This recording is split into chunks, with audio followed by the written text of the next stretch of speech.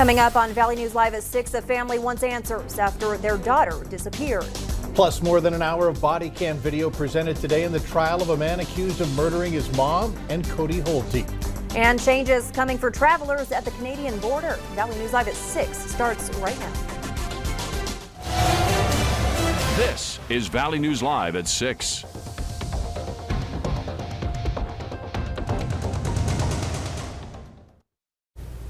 The family of a missing Fargo woman is begging for answers tonight, so as they go into the 5th day without any sign of her. 31-year-old Carrie Daughtry was last seen July 1st, and Fargo police say while they have followed up on possible addresses and phone locations, they haven't been able to find her. Valley News Team's crime and safety reporter Bailey Hurley spoke to Daughtry's family today, and Bailey joins us live now in the studio with why her family says they're concerned for Carrie's safety. Bailey?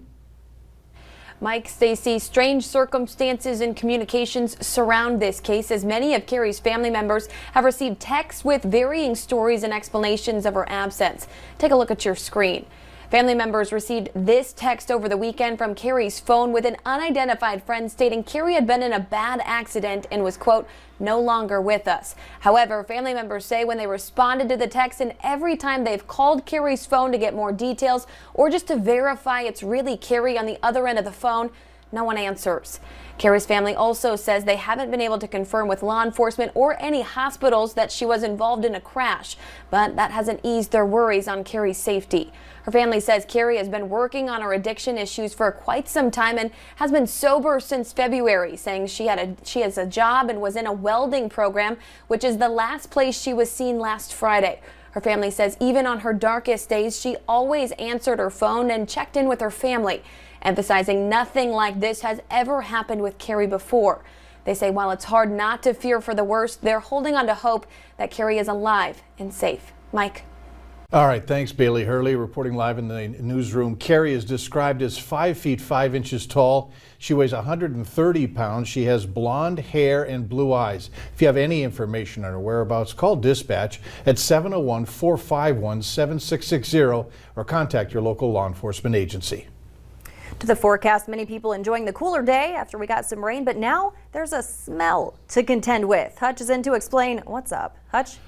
Yeah, I guess you could say the weather stinks, and it's literally smelly because of smoke and wildfires in Canada. More on that momentarily. Rainfall amounts range from 2/100ths at the Grand Forks Airport. The FM area seeing between 1/3 of an inch at the airport or so to over 1/2 of an inch in other parts of the metro. Fergus Falls, 1/2 of an inch reported there. Cormorant with 43/100ths. Take a look at a couple more measurements as we saw a lot of 1/2 inch or just over. Basically, you could draw a line at Highway 200 and point south. That's where the rainfall was. North of there, it was not. The big winner down in the Southern Valley with the Breckenridge-Wahpeton area picking up about an inch, and a report that Berlin got that same amount.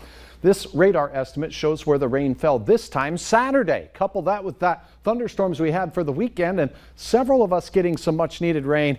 Really dry conditions remain in northwest parts of Minnesota and other parts of the valley. Now that smoke has that air quality really reduced. So if you struggle with respiratory illness or very young or even the elderly, you might want to just stay inside for a little bit. I'll have an update on the forecast of that, but that smoke will be with us tonight. Rain showers exiting, clouds sticking around for now. 50s in Langdon, low to mid 60s elsewhere.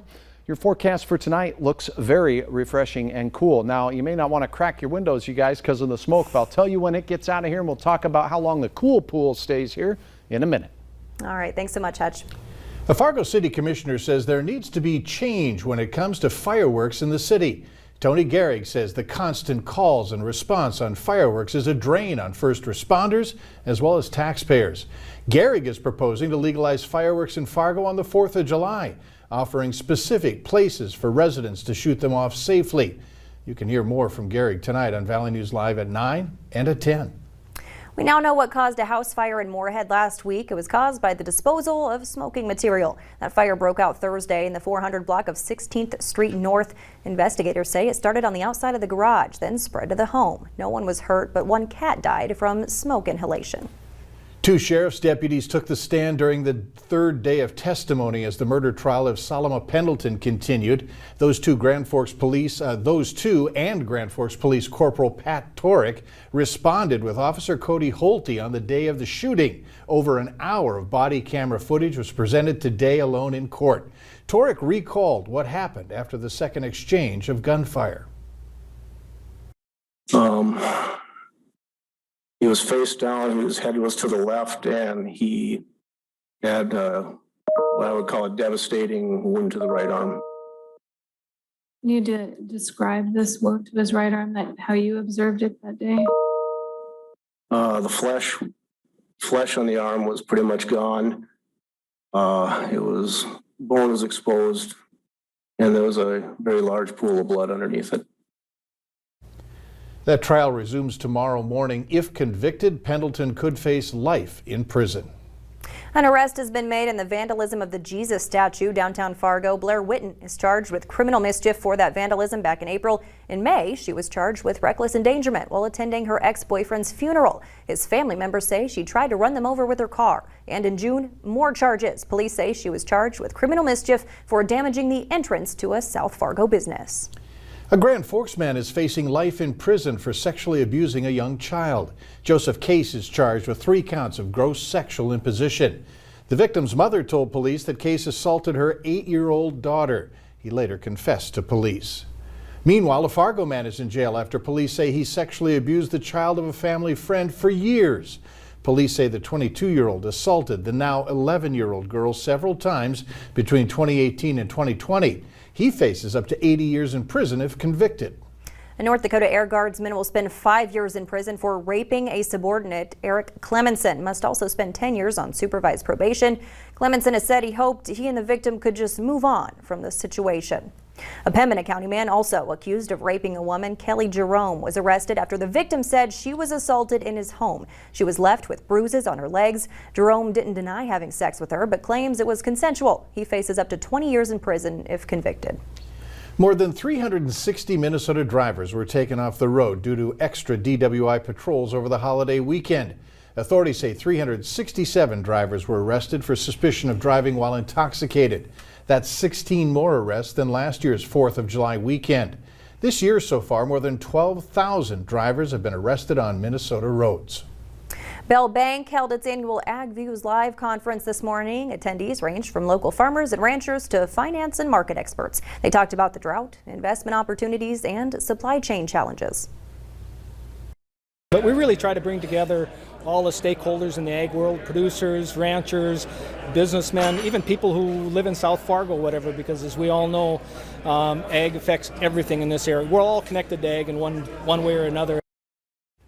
With historically low interest rates, banks are seeing a higher demand for land and equipment loans. A couple dozen students will be shifting from the Fargo Public School District to West Fargo next year. We looked into it. There are currently 29 children with Fargo addresses who have requested open enrollment into West Fargo schools. That's up from last year. On the other hand, the number of students asking to join the Fargo Public School District is down. There are 23 students from other North Dakota school districts requesting to open enroll in Fargo's district.